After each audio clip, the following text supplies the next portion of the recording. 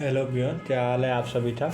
तो आज हम वर्क पावर एनर्जी का लेक्चर नंबर 7 लाए हुए हैं। तो इसमें सारी बात जितनी छोटी थी पार्ट 1 में हमने करवा दिया है और बाकी इसमें करवाने पूरी प्लानिंग हुई है। मतलब इसमें ही आधा चैप्टर ख़त्म हो जाएगा। तो वर्क पावर एनर्जी इसमें मैं जितने डेरिवेशन नहीं करवा रहा हूँ, डेरिवेशन वाइज क्वेश्चन जितने आते हुए जितने मतलब न्यूमेरिकल छोड़े बाकी जितने थ्योरी एफ डी मास एम लेंथ यल पेंडुलम के क्वेश्चन जितने भी हैं वैसा वाला क्वेश्चन करवा रहा हूँ। न्यूमेरिकल्स वाला नहीं करवा रहा हूँ। वैसे वाला क्वेश्चन में तुम्हें रट उठेगा, ठीक है। तो फिर तुम्हें जाते लगाना ही रहेगा। देख भाई, कंजर्वेटिव और नॉन कंजर्वेटिव दो टर्म है। तो कंजर्वेटिव का मतलब होता है जब वर्क डन हमारा कंजर्व होता है तो उसे हम कंजर्वेटिव बोलते हैं। तो यहाँ पे होता क्या है, जब हमारा वर्क डन बाई फोर्स वो इंडिपेंडेंट हो, independent from the path.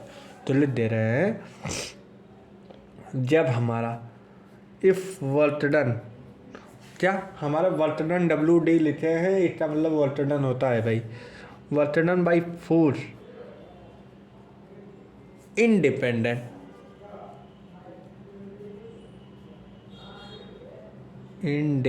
D लिख दिया हूँ, इसका मतलब समझ जाना है इंडिपेंडेंट होता है, ठीक है। Independent from the path,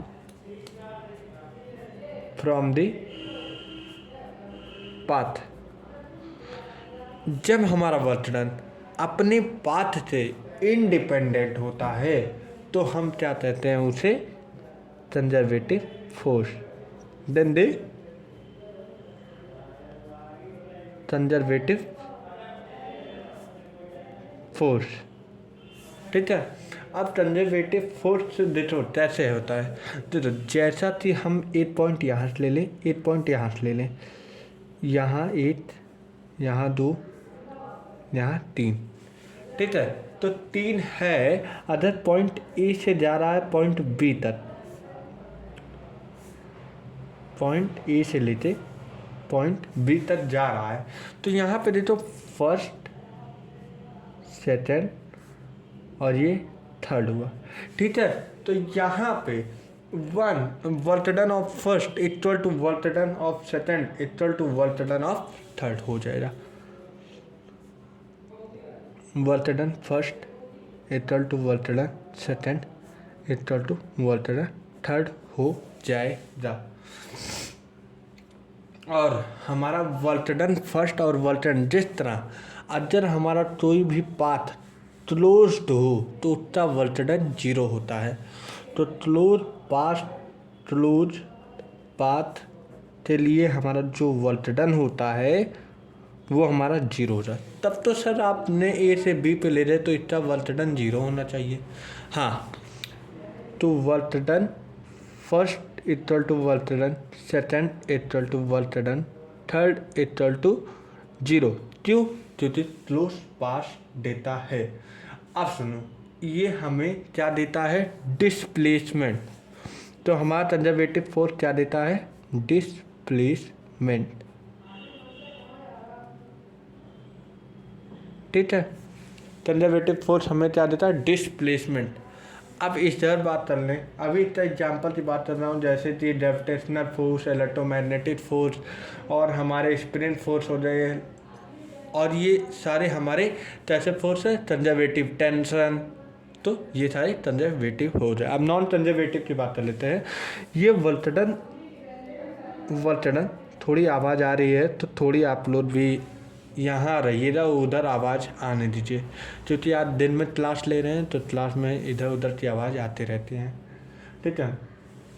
work done by path पर ये डिपेंड करेगा, ये पाथ पे इंडिपेंड कर रहा था, देखो इंडिपेंड फ्रॉम द पाथ। ये work done by path dependent होता है। तो यहाँ पे जो वर्क डन बाई पाथ होता है वो डिपेंडेंट होता है, डिपेंडेंट होता है। तो ये वर्क डन बाई पाथ ये डिपेंडेंट होता है। और दूसरी चीज़ यहाँ पे जो होता है work equal to force into displacement होता है। F4 मतलब lithium force into displacement, DISPL लिखा हो तो डिस्प्लेसमेंट। अब वहीं पे ए से लेते बी तक और बी से लेते ए तक, तो ये भैया डिस्टेंस पे डिपेंड रहेगा। यहाँ पे डिस्प्लेसमेंट क्लोज पाथ आ जाए, यहाँ से आया यहाँ पे आएगा फिर यहाँ पे आ जाएगा, इन तीनों का पाथ हो जाता जीरो। लेकिन यहाँ से यहाँ जाए फिर यहाँ से यहाँ आ जाए तो यहाँ का पाथ जीरो नहीं होता, क्योंकि ये डिस्प्लेसमेंट पे नहीं डिपेंड करता है। ये इसका क्या होता है, ये क्या दिखाता है, डिस्टेंस दिखाता है। ये क्या दिखाता है, डिस्टेंस। और ये कभी work done of first does not equal to, जैसे नेट वर्क डन ले लो तो ये तीनों इक्वल जीरो तो इक्वल नहीं होते, लेकिन यहीं पे देखो तीनों इक्वल होते हैं zero. Net work done zero के बराबर होता है, लेकिन इसमें नेट वर्क डन जीरो के बराबर नहीं होता है, ठीक है। और ये क्लोज नहीं दिखाते हैं, क्लोज मतलब क्लोज लूप नहीं दिखाते हैं, लेकिन ये क्लोज लूप दिखाता है। और अगर क्लोज लूप दिखाएगा तो इसका वर्क डन जीरो होगा नहीं, ठीक है। अब जैसे कि इसमें कौन कौन सा फोर्स आ जाता है, एग्जाम्पल देख लो। इसमें एयर रेजिस्टेंस आ जाते हैं, और इसमें ग्रेविटेशनल आ गया, मैग्नेटिक फोर्स, इलेक्ट्रिक फोर्स। जिसमें पोटेंशियल की बात चलती आ जाए वो सारे कंजर्वेटिव फोर्स की बात आ जाती है, और जिसमें पोटेंशियल की बात ना किया जाए तो वो सारे नॉन कंजर्वेटिव की बात होती है। जैसे यहाँ पे फ्रिक्शन हो गया तो ये नॉन कंजर्वेटिव हो गया। तो हमें पूरा विश्वास है कंजर्वेटिव और नॉन कंजर्वेटिव में तुम्हारा एकदम क्लियर हो गया होगा। अब इसके बाद एक ग्राफ आता है, वो देख लेते हैं क्या है। अब देखो काइनेटिक और वेलोसिटी का हमेशा ग्राफ ऐसे कुछ बनता है,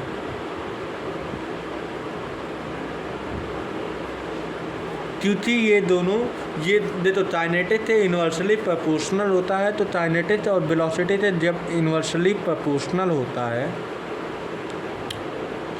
तो ये भैया ऊपर जाएगा, वेलोसिटी के रफ्तार में, वेलोसिटी से अपर मूव में जाएगा। मतलब काइनेटिक एनर्जी जिस तरफ मूव रहेगा उस तरफ इसका स्लोप का मूव बना रहेगा। और ये क्या बताता है, पैराबोला।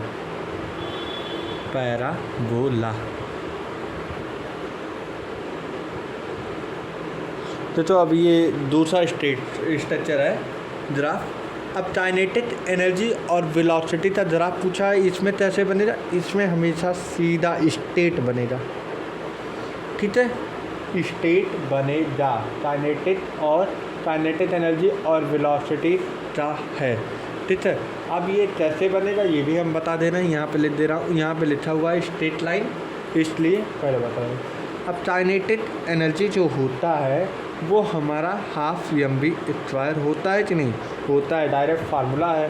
तो ये दोनों कांस्टेंट हो जाए तो काइनेटिक एनर्जी जो होता है वो किससे प्रोपोर्शनल होता है, वेलोसिटी से स्क्वायर हो गया कि नहीं।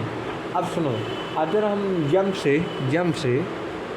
यम से दोनों तरफ मल्टीप्लाई कर दे और डिवाइड कर दे, ठीक है। मतलब यम से यहाँ इसमें मल्टीप्लाई कर दे और डिवाइड कर दे, यहाँ पे यम मल्टीप्लाई तो हमारा डिवाइड दोनों कर दे, तो ये मेरा कुछ ऐसे नहीं आ जाएगा, kinetic energy equal to half m square हो जाएगा कि नहीं, m square into v square, और डिवाइड कर दे तो यम आ जाएगा। ये हमारा कुछ मल्टीप्लाई करने और डिवाइड करने से बाद ये आएगा प्रोडक्ट बनकर। अब सुनो, मोमेंटम इक्वल टू होता है मास इंटू वेलोसिटी, होता है कि नहीं। तो अगर यम स्क्वायर और वी स्क्वायर तो हम इसे ले सकते हैं मोमेंटम, ले सकते हैं कि नहीं, K E equal to kinetic energy equal to half P square हो जाएगा, यहाँ पे अपॉन 2m हो जाएगा, 2m हो जाएगा। तो ये डेरिवेशन हो जाए आपका फार्मूला, ये डायरेक्ट याद कर लो, kinetic energy equal to momentum का होल स्क्वायर बटा 2m हो जाएगा। दूसरी चीज़ पॉइंट वाली बात होती है, काइनेटिक एनर्जी होता है वो ऑलवेज कभी भी, ऑलवेज बोल दो, नहीं ऑलवेज ना बोलो, नेवर बोलो, ऑलवेज नेवर बी नेगेटिव, कभी नहीं काइनेटिक एनर्जी नेगेटिव में तुम्हें नहीं मिलेगा। काइनेटिक एनर्जी जीरो मिल सकता है, पॉजिटिव मिल सकता है, लेकिन नेगेटिव नहीं मिलेगा। बात नोटिस हो, नेगेटिव नहीं मिलेगा काइनेटिक एनर्जी। अब आगे क्या होता है कि तो काइनेटिक एनर्जी जो होता है वो दोनों के लिए डिफाइंड होता है, तौर के लिए। फर्स्ट इज हमारा कंजर्वेटिव, दूसरा हमारा क्या होता है नॉन कंजर्वेटिव के लिए हमारा काइनेटिक एनर्जी दोनों डिफाइंड होता है। और वहीं पोटेंशियल की बात किया जाए तो ये मात्र नॉन कंजर्वेटिव के लिए डिफाइन होता है। देख लो, मैंने ग्राफ बताया था और यहाँ पे डेरिवेशन भी करवाया है, हर चीज़ बता रहा हूँ, फिर उसके साथ चल रहा हूँ। अब पोटेंशियल एनर्जी की बात कर लो तो पोटेंशियल किस लिए आता है?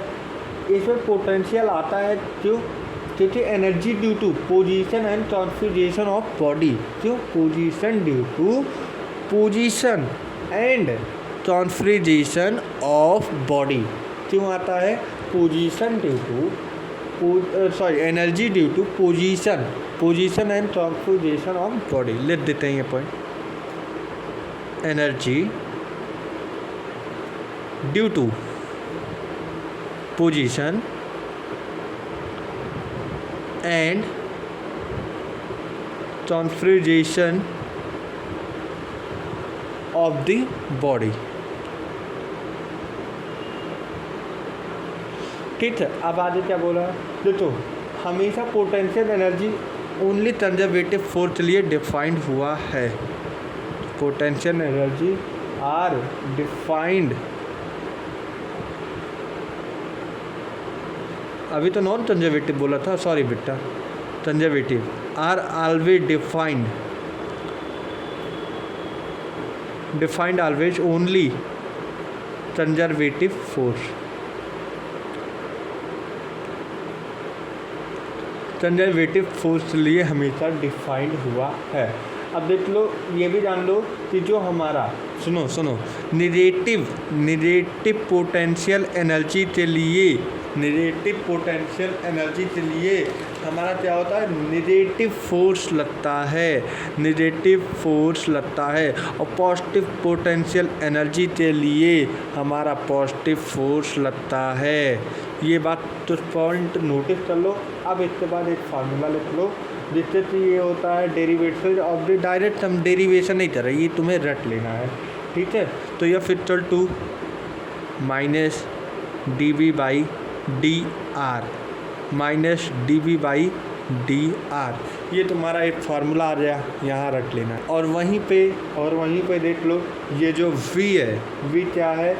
Derivative of u with respect to यथ। और r क्या है यहीं पे? देखो, r हमारा डिस्प्लेसमेंट है। देखो, अब एक क्वेश्चन है जो यार क्लियर आ रहा है, इमेज नहीं आ रहा? हाँ, आया। u equal to 4 under root यथ, then find out force acted on a body यथ इक्वल टू 4। अब देखो, मैंने एक फार्मूला बताया क्या अभी पीछे, D V by D R, ये पोटेंशियल एनर्जी का होता है, ठीक है? अब पोटेंशियल एनर्जी हमारा कितना दिया है? 4 अंडर रूट यथ दिया है, ठीक है? चलिए देख लेते हैं। अब देखो, u इक्वल टू 4 देखो D V by D R, लेकिन डी एच के टर्म में दिया है तो मैं डी एच लेता हूँ, ठीक है? अब देखो, डी वैसे डी, हाँ, अब u की वैल्यू हो जाए 4 अंडर रूट यथ, सॉरी बाबू, डी एच। अब यहाँ पे ये हमारा क्या आ जाएगा? डी एच, यहाँ वैसे रख देते हैं। अच्छा, अब डिफ्रेंशिएट करेंगे तो ये 4 आगे आ जाएगा, तो डी बाई डी यथ। अब अंडर रूट यथ का क्या हो जाएगा? पावर, यथ की पावर 1/2 ले सकते हैं कि नहीं? क्योंकि जब हम डिफरेंशिएशन करते हैं तो अंडर रूट यथ की पावर 1/2 हो जाता है कि नहीं? अब यहाँ से 4 से आ जाएगा, 4 इक्वल टू -4 वैसे है बाई यह कितना हो जाएगा हमारा 2 आ जाएगा कि नहीं, क्योंकि जब हमारा देखो इतना डिफ्रेंशिएशन आएगा 2 पावर नीचे आ जाता है 1/2 तो 1/4/2 हो जाएगा कि नहीं, और यह पावर 1/2 है ही, ये नीचे था ऊपर आ जाएगा तो -1 हो जाएगा कि नहीं। अब -1 है तो इसका हम दोनों का एलसीएम ले लेंगे तो हमारा आ जाएगा या फिर 2 2 जा 4 तो यहाँ पे -2 आ जाएगा इंटू यह, अब ये 1/2 -1 तो ये आ जाएगा 2 1 2 -1 तो -1/2 आ जाएगा। ये हमारा यहाँ पे 4 की वैल्यू आ रही है। अब यहाँ पे क्या है या फिर -2 √x हो जाएगा, ठीक है। अब सुन -2 √4 हो जाएगा, यह की वैल्यू 4 है ना, √4 हो जाएगा। तो अब -2 हो जाएगा, √4 का रूट कितना हो जाएगा 2, तो यहाँ पे क्या आ जाएगा -1, तो हमारा 4 कितना आ जाएगा 4 -1 न्यूटन, ठीक है। तो ये मेरा क्वेश्चन था। अब इक्विलिब्रियम का एक ग्राफ बताना है, देखो यहाँ पे एक ग्राफ दिया हुआ है तो हम ये बताने जा रहे हैं, ठीक है। थोड़ी जान लो, बनाना पड़ेगा यहाँ पे, ठीक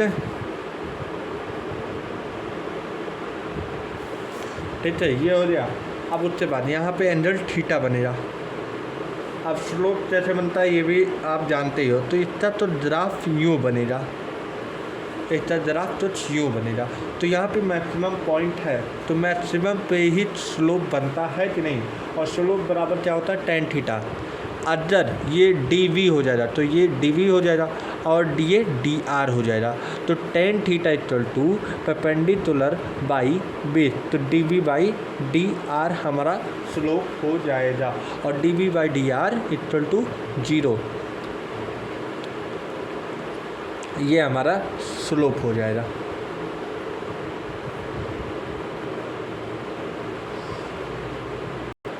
अब एक क्वेश्चन ये आ गया है, ए दिया है, बी दिया है, सी दिया है। यहाँ पे हमें बताना है कि जब हमारी बॉडी इक्विलिब्रियम में आ जाएगी, तो बी पॉइंट पे जब बोला जाता है, जब पॉइंट पे हमारा मैक्सिमम पॉइंट हो जाए, वहीं पे हमारा मैक्सिमम पॉइंट जहाँ पे हमारी होगी वहाँ पे हमारा बॉडी इक्विलिब्रियम में आ जाएगा। स्टार्टिंग में ये बॉडी ऐसे पार्टिकल यहाँ पे मैक्सिमम हो जाएगी। अब इसके बाद यहाँ से ऊपर नहीं गई, यहाँ हमारा मैक्सिमम हो जाए। अब इसके बाद यहाँ से प्रोजेक्ट हो जाने के बाद तो एट बी हम बोल सकते हैं, एट बी हमारी बॉडी कहाँ पे आ रही, equilibrium. At B is an body in equilibrium,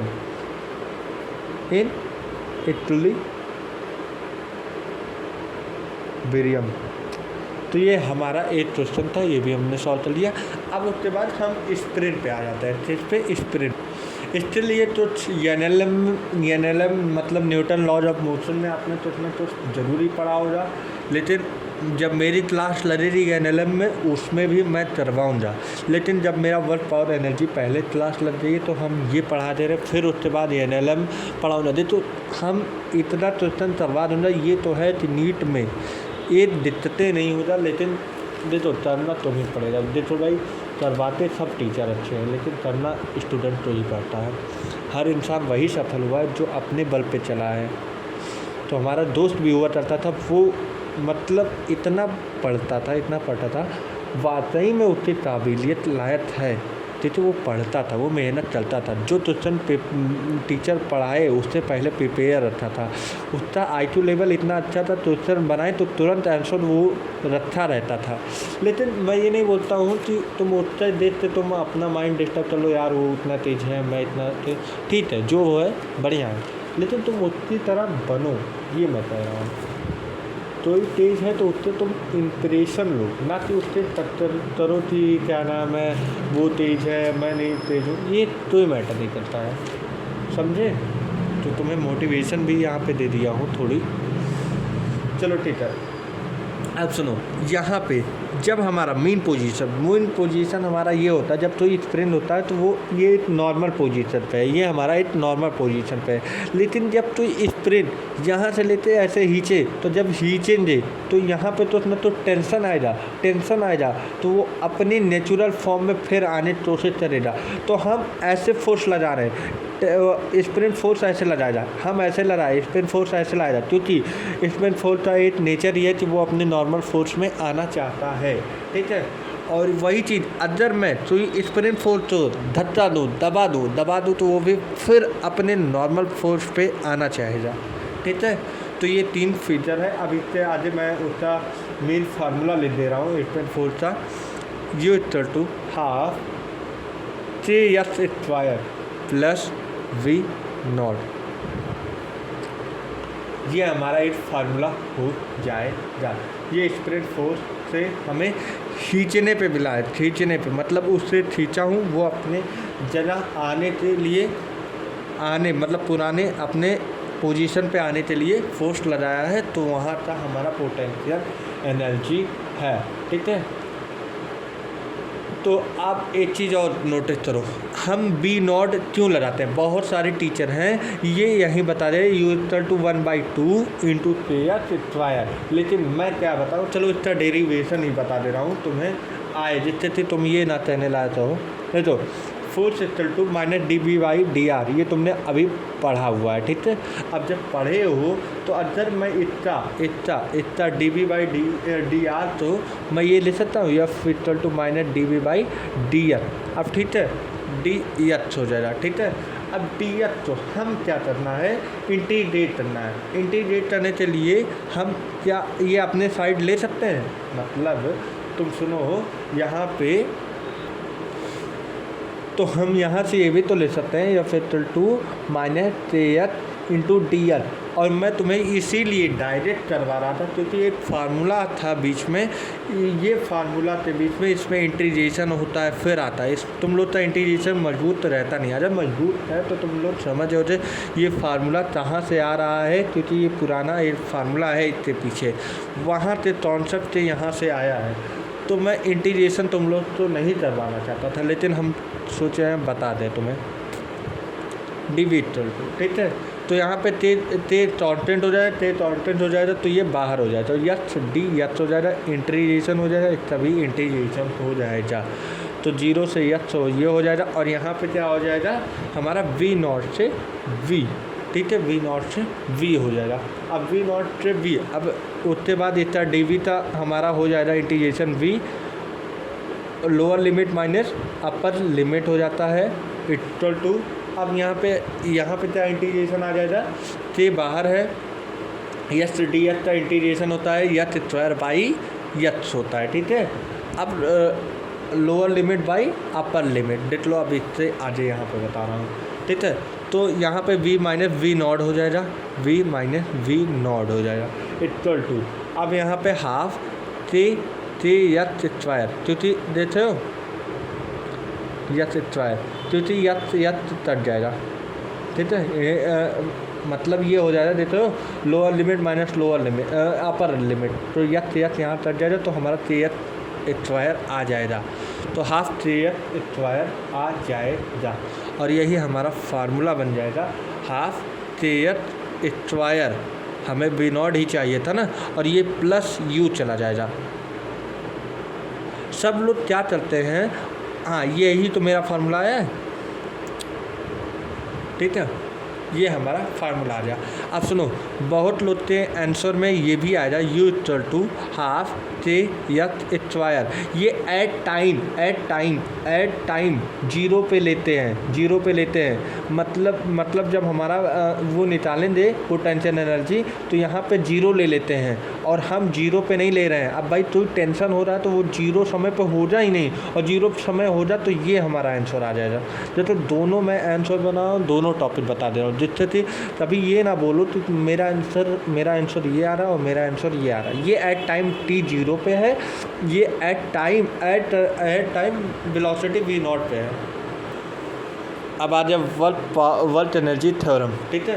अब इसके बाद देखो ये क्या बोलता है, work done by all the force, work done by all the force, work done by all the force acted on a body is equal to change in a kinetic energy, change in a kinetic energy.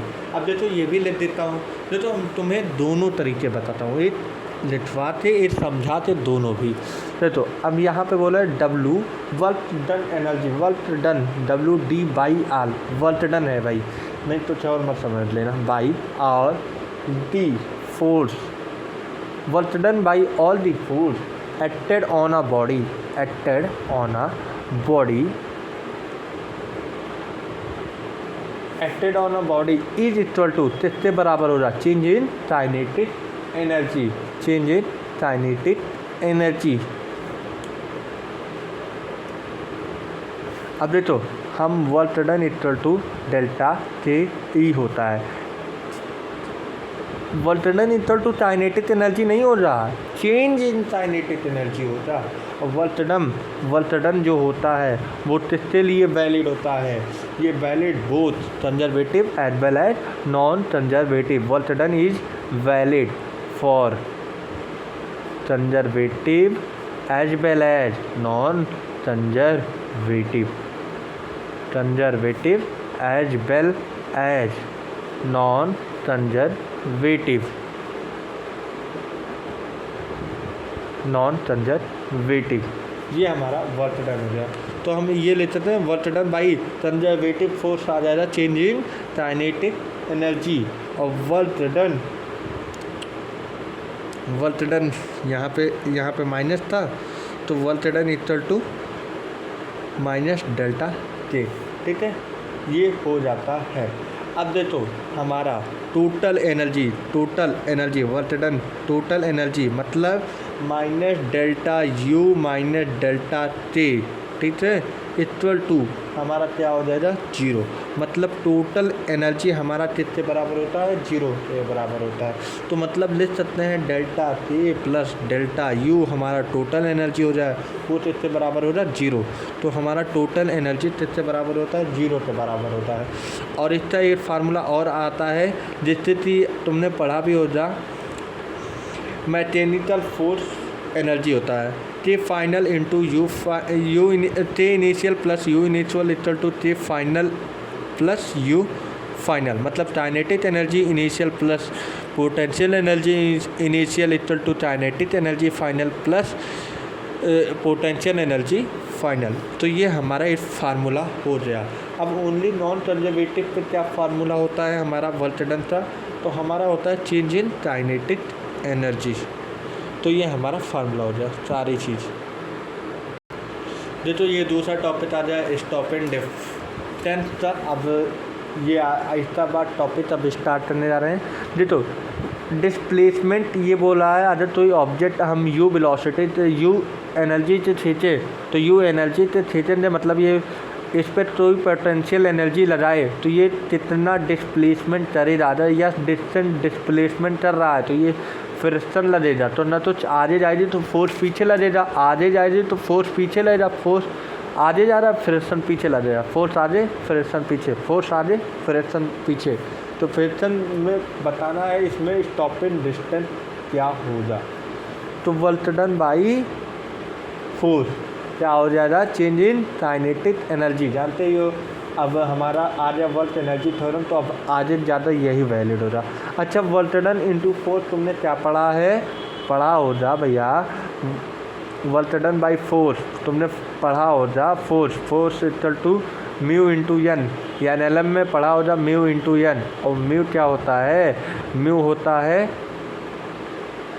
Friction होता है ना, और M G होता है। अब यहीं पे हम रख सकते हैं एम जी, तो फोर्स वैसे ही रख दूँ, और एम जी हमारा किस तरफ लग रहा है, लेफ्ट साइड, तो हम ये ले सकते हैं।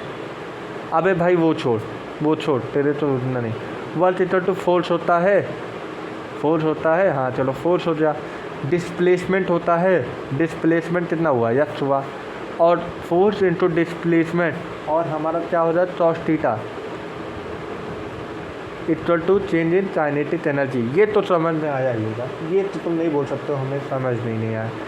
या फिर अब यहाँ पे पीछे फ्रिक्शन लग रहा है, आगे फोर्स लग रहा है। अब पीछे फ्रिक्शन आगे फोर्स, तो इसका एंगल कितना हो जाएगा 180 या फिर cos 180 equal to change into kinetic energy. अब इसका 180 की वैल्यू होती है -1 equal to change in kinetic energy, और change in kinetic energy half mv² होता है। और चेंज है तो जीरो माइनस हो जाएगा, जीरो माइनस चेंज होता है ना, इनिशियल फाइनल माइनस इनिशियल, तो जीरो माइनस हाफ mv², तो minus F H equal to minus half mv², minus से माइनस प्लस हो जाएगा। तो हम बोल सकते हैं एफ एच इक्वल टू क्या आ जाएगा, हाफ mv²।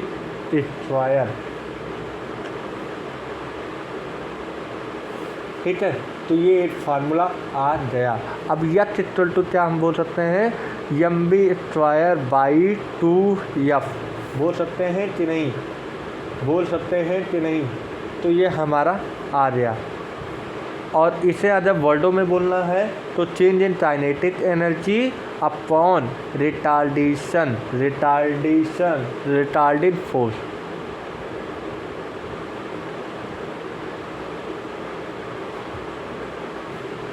ये हमारा टोटल स्टॉप एंड डिस्टेंस हो चुका है।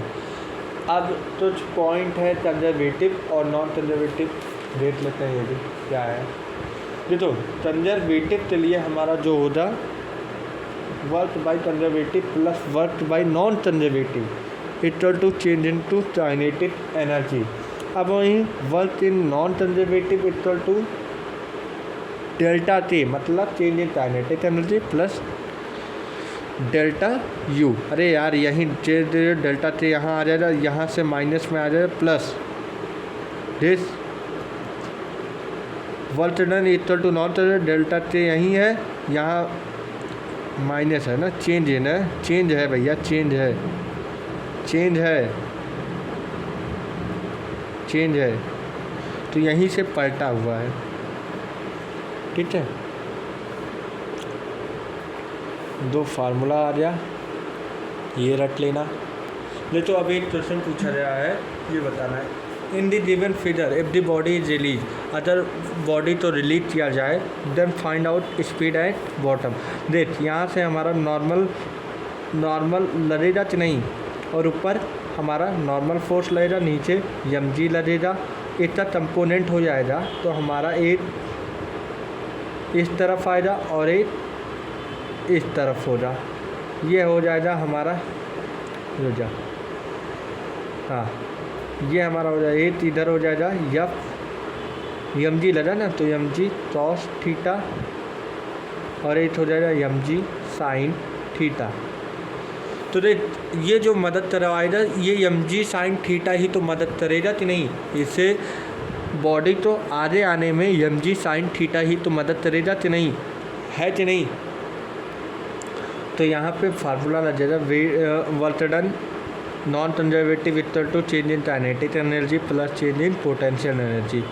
तो हमारा इनिशियल हो जाए, सॉरी फाइनल हो जाएगा हाफ mv² माइनस 0 प्लस यहाँ पे क्या हो जाएगा mgh माइनस 0, और ये हमारा क्या हो जाएगा work done by non conservative क्या हो जाएगा हमारा, यहाँ पे तुम NLM का फिर वही लगाना पड़ेगा, तो ये यहाँ पे आ जा म्यू इंटू mg आएगा कि नहीं, तो m तीनों जगह कट जाएगा। ठीक है, mu G equal to half, ये माइनस हो जाएगा, माइनस जी एच आ जाएगा। ठीक है,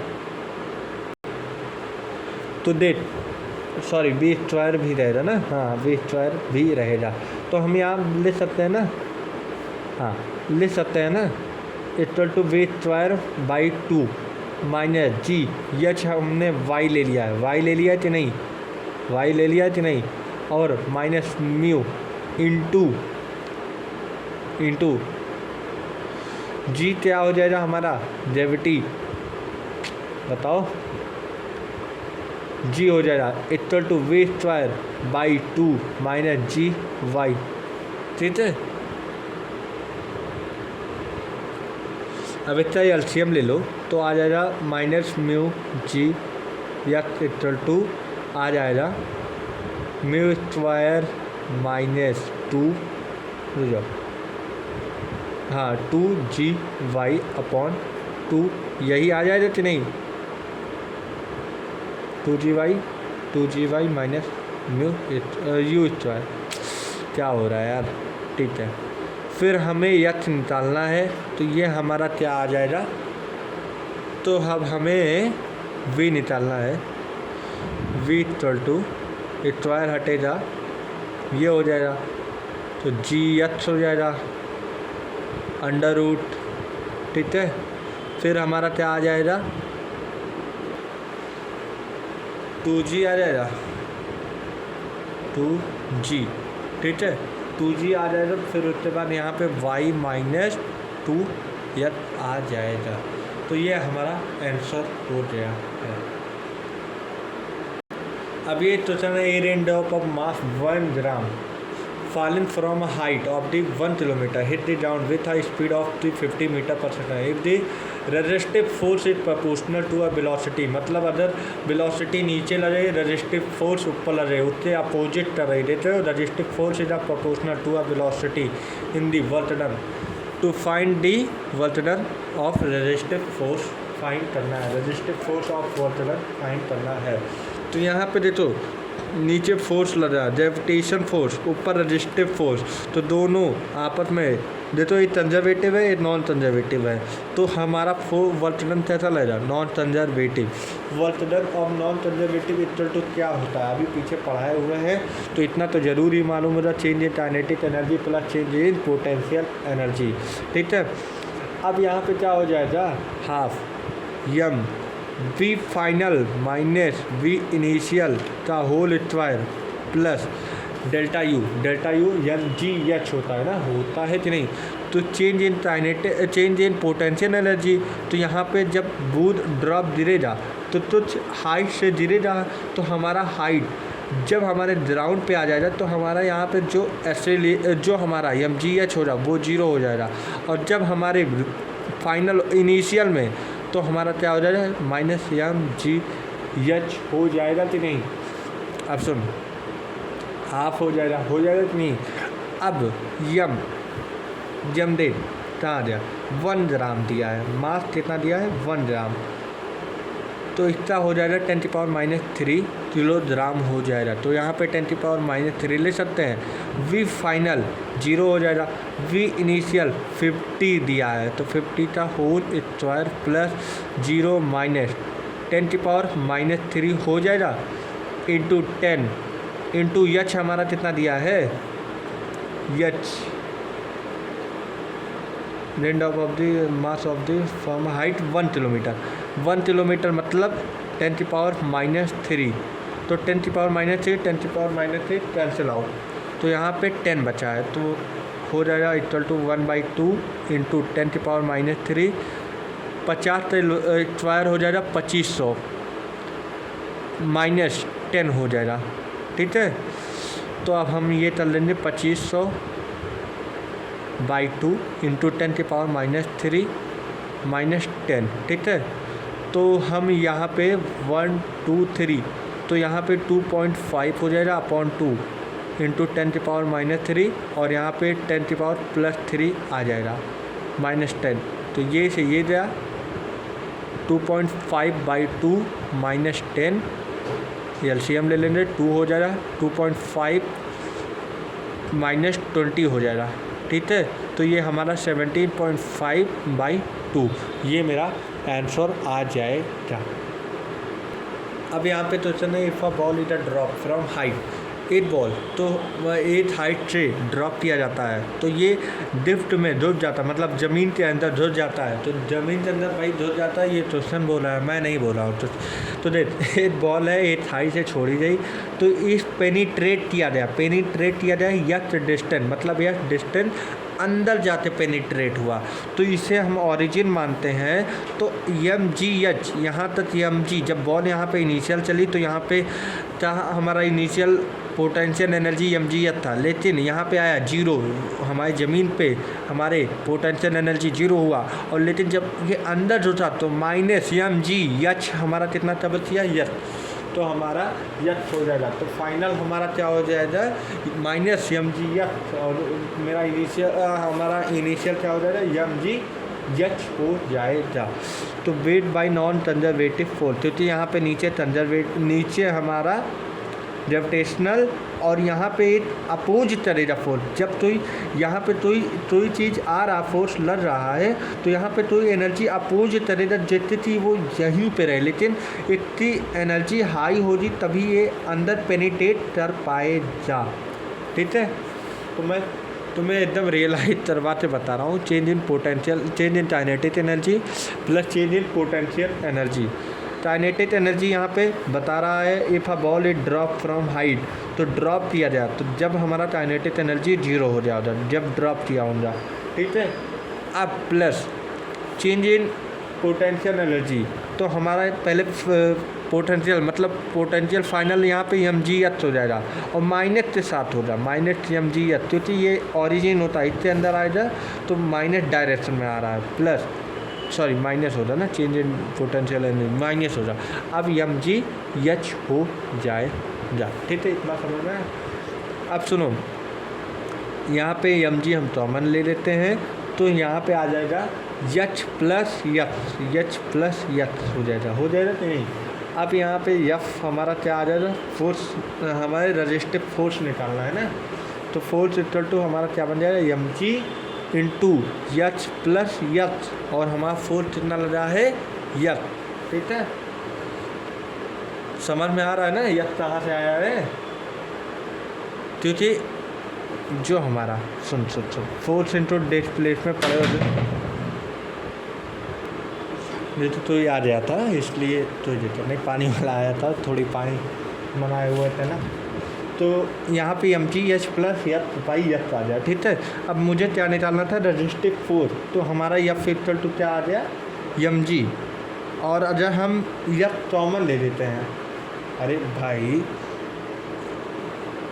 हाँ ये कहाँ से आया था मुझे ये बताना था ना, हाँ यथ कहाँ से आया था, तो माइनस यफ इंटू यथ हो जाता है कि नहीं, फोर्स इंटू अरे वर्क डन होता है क्या, फोर्स इंटू डिस्प्लेसमेंट ना, तो माइनस यफ इंटू डिस्प्लेसमेंट यथ हुआ, तो F equal to M G यथ प्लस यथ यहाँ पे आया तो यथ यहाँ पे हो गया, तो यहाँ पे माइनस था, तो ये माइनस के साथ यहाँ पे भी जब माइनस यहाँ पे इधर यच आया तो यहाँ पे माइनस के साथ प्लस में आ गया, तो F equal to M G H plus यथ बाई यथ हो जाएगा। ठीक है, अब उसके बाद यहाँ पे क्या आ जाएगा हमारा, ये आंसर हो जाएगा हमारा। ठीक है, तो फिर हमारा आंसर क्या आ जाए, एम जी इंडिवेटेड यथ प्लस यथ अपॉन यथ। तो एक क्वेश्चन आया, if a body mass 2 kg if a inter position equal to यथ equal to 3t², find out work done all the force acted in 2 second. 2 second में हमें फोर्स बताना है। डेटा डिफ्रेंशिएशन कर दो, तो पहले वेलोसिटी टर्म में चल रहे D x by D T, तो इसका पावर आगे आ जाएगा 6t हो जाएगा। ठीक है, तो वी इक्वल टू अगर टाइम एज 0 ले लेते हैं तो 6 इंटू 0, तो हमारा वेलोसिटी 0 आ जाता है। तो 0 वेलोसिटी ले नहीं सकते, तो 2 सेकंड में अगर तो वेलोसिटी 0 चले तो ऐसा हो ही नहीं सकता।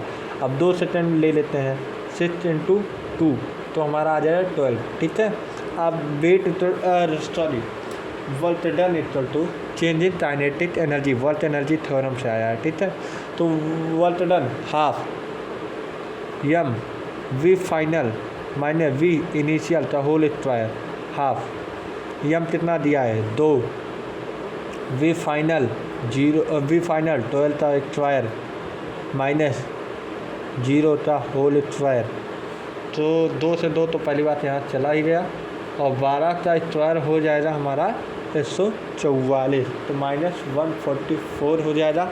और यहाँ पे जो कि माइनस यहाँ से पहले होता है तो यहाँ माइनस से माइनस प्लस हो जाएगा, तो हमारा वर्क डन हमारा आ जाएगा 144 जूल आ जाएगा।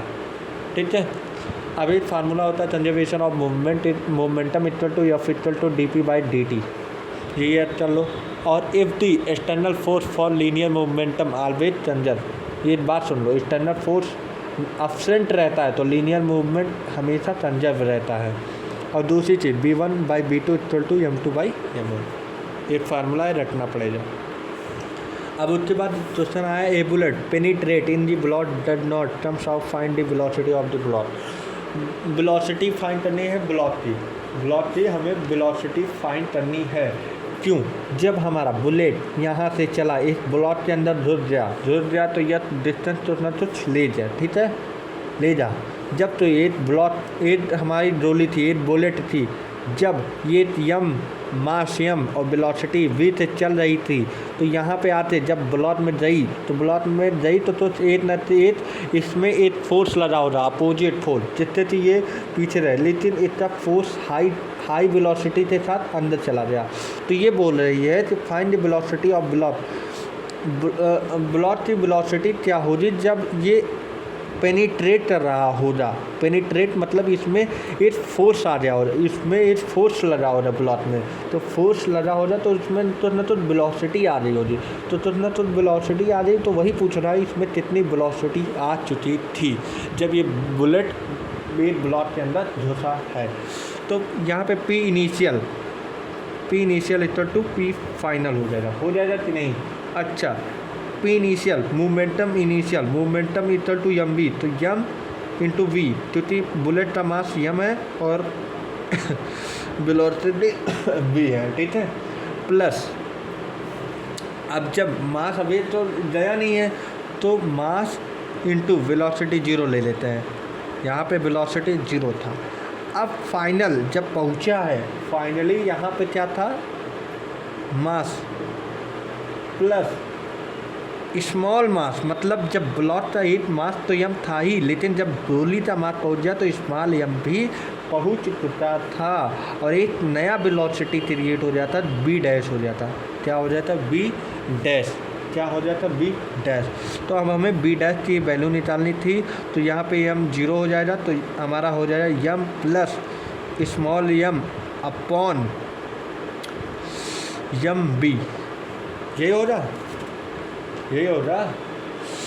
तो अब इसे हम क्या बोल सकते हैं, जो जाओ हमारा तो न तो गलत हो जा, वी डैश इक्वल टू, हाँ गलत हो जा, V dash equal to M B by M plus small M, ये फार्मूला हो जाएगा। थोड़ी कैलकुलेशन जानते हो ना, गलती हो जाती है। Resistive force equal to F equal to M B square by 2h होता है, डायरेक्ट याद कर लो। पे क्वेश्चन है, एक पेंडुलम टाना गया है, जो क्वेश्चन लिखा नहीं हो लेकिन बता दे रहा हूँ। एक पेंडुलम टाना गया है तो इस बुलेट पे अगर एक यम मास यम वेलोसिटी वी से अगर इस पे जाते, मतलब इस पेंडुलम में जाते लड़ेगी, तो ये पेंडुलम कहाँ तक मोशन चलेगा, जब मोशन यहाँ तक चलेगा तो उसकी वेलोसिटी कितनी रही होगी और कितने हाइट तक ये जाएगा, तो मतलब आपसे हाइट हमें निकालना है। तो टोटल एनर्जी ऑफ ए, मतलब टोटल एनर्जी ऑफ ए, और ये हमारा टोटल एनर्जी ऑफ बी, तो टोटल एनर्जी ऑफ बी ये हो जाता है, ठीक है। तो टोटल एनर्जी क्या होता है, change in kinetic energy plus potential, change in potential energy हो जाता है। अब यहाँ पे क्या हो जाता है, वही चीज़ यहाँ पे भी डेल्टा टे प्लस डेल्टा यू हो जाता है, ठीक है। अब यहाँ पे इनिशियल में हमारा जो काइनेटिक एनर्जी था वो कितना हो गया था, हाफ एम वी स्क्वायर हो गया था। लेकिन ये भी देखो जो हमारा यम था इनिशियल में, जब हमारा अरे तो यम प्लस यम दोनों आ जाता ना, तो इसे हम ले सकते हैं हाफ यम, बुलेट की भी अपनी एक मास चली रही थी तो वी डैश स्क्वायर ये आ जाएगा, प्लस फाइनल जो हमारा ये है क्या नाम, पोटेंशियल एनर्जी 0 हो जाएगा। अब चेंज इन काइनेटिक एनर्जी यहाँ पे क्या हो जाएगा 0, plus change in potential energy यहाँ पे क्या हो जाएगा M plus small M into G into H. तो यहाँ पे देखो क्या क्या चट रहा है, स्मॉल एम से स्मॉल एम जया, बाबा जी जय। फिर उसके बाद यहाँ पे half V dash square equal to यहाँ पे जी एच आ रहा है, तो अब हम वी एच निकालना है ना, H equal to half V dash square into G हो जाएगा कि नहीं। तो एच इक्वल टू क्या आ जाएगा, we dash square upon 2g। हमारा ये एच आ गया। अब बी डैश स्क्वायर जान ही रहे हो, इसके बाद वैल्यू पुट करना है। अब वेलोसिटी मैंने बोला था ये हाइट हो जाए, वेलोसिटी निकालना है। तो momentum first, momentum initial equal to momentum final, ठीक है। तो मोमेंटम एम भी होता है यहाँ पे, प्लस 0 हो जाएगा इक्वल टू, यहाँ पे जब आ जाए तो बुलेट का मास और एक ये अपना पेंडुलम का मास था ही, तो यहाँ पे एक नई वेलोसिटी वी डैश हो जाएगी। तो यहाँ पे M B equal to M plus M into V dash. तो वी डैश क्या हो जाएगा हमारा, वी डैश हमारा हो जाएगा M B by M plus small M. तो ये हमारी वेलोसिटी हो गई थी। Thank for watching me. ऐसे ही बने रहिए और जुड़े रहिए, लाइक करिए, सब्सक्राइब करिए। Thank you.